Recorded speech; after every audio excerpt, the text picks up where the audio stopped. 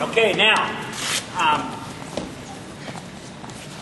everybody likes to pin people, but not everybody has the ability or the same ability as other people. I figured it out early how to pin people, how to put that pressure down. There are people that you know are pinners.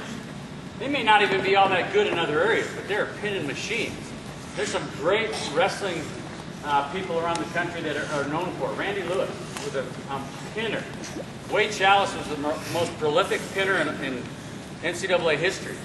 I mean, who are some of the guys that were pinners that you remember from like in your era and maybe around your weight class? Were anybody you just knew, this guy, if I don't pay attention, you know, it's almost a lost art though too in some respects, because the rules are changed. Now you can spend the whole match on your feet. You've got the options. You've got, you know, top, bottom, defer, on your feet, you know, go for a burger. You got all these things, all these options. And when I was wrestling, it was top or bottom, period. Okay, you couldn't defer, you couldn't, you know, freestyle start, you couldn't do all that stuff. It was, you choose top or bottom. You couldn't start on your, go back on your feet. And back then, most of the match usually was wrestled on the mat. And things have changed. Styles changed, different things. But you guys know what I'm talking about. There are people that just know how to pin. Obviously, part of it is technique, too.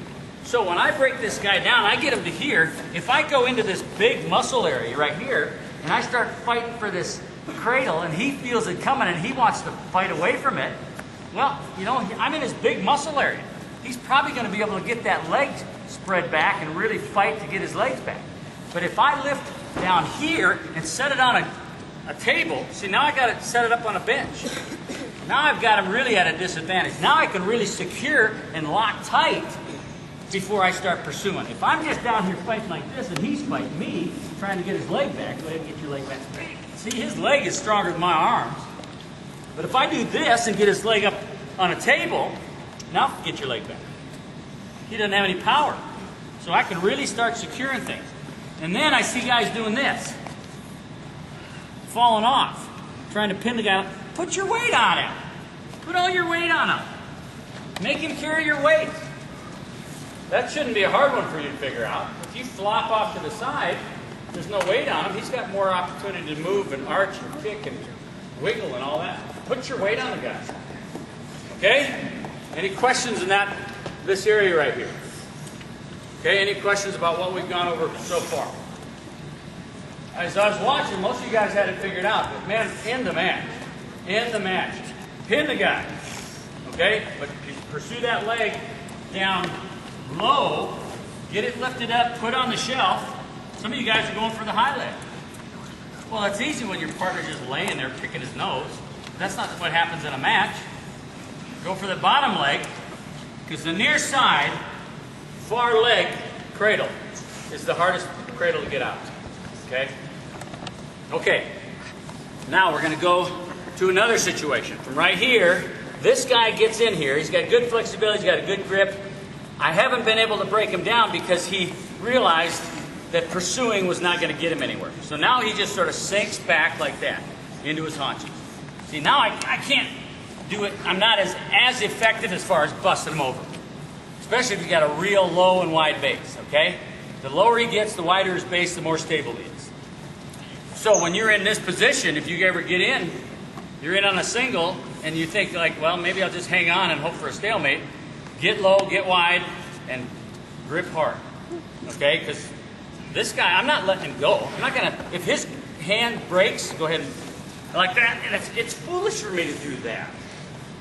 Keep him under there, make him suffer. And I want to score here. I want to score here. So, slide towards me. So from right here, when he sinks back into his haunches, I got this power and everything. What I'm going to do is I'm to the same side. You have to do it to the same side he's attacking. So he's attacking this side, so I have to attack this side. My hand comes under his belly, through his crotch, grab it right at his socks. And now, here comes that hip pressure again. Boom! Crush him to the mat. See, I'm pushing him into the mat. Again, I'm doing this. Trying to sink elbow deep. Set it on the table. Lock it up. If you want to do this, you can do that. Here's another thing. See, that knee's in my way. It's in my way. Get it out of the way.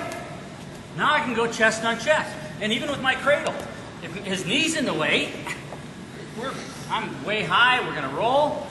Get that thing out of the way. Now I'm locked again. Now I can lay on the guy. And he's decked now. You got to sort of feel what you can do and what your body can do and what your opponent's body allows you to do. Because remember, we're not fighting them here. You guys are just sort of letting your partner do it. In a match, man, they're going to be grunting and groaning and stretching and kicking and maybe biting. Who knows? Okay? So, partner, he's in on that leg. He sinks back into his haunches. Attack the same side he's attacking. Now, there's a point here. When I reach through and grab that ankle, look at the leg that he's attacking. See this leg? Watch what I do. See, I do go to my toe to drive real quick. To drive and use my hips. And then sink and sink. And I may not get that leg because he just felt it happen. Then I'm going to go to the top leg and lift and jerk and do whatever I can to keep him smashed to the mat. Okay? Got it?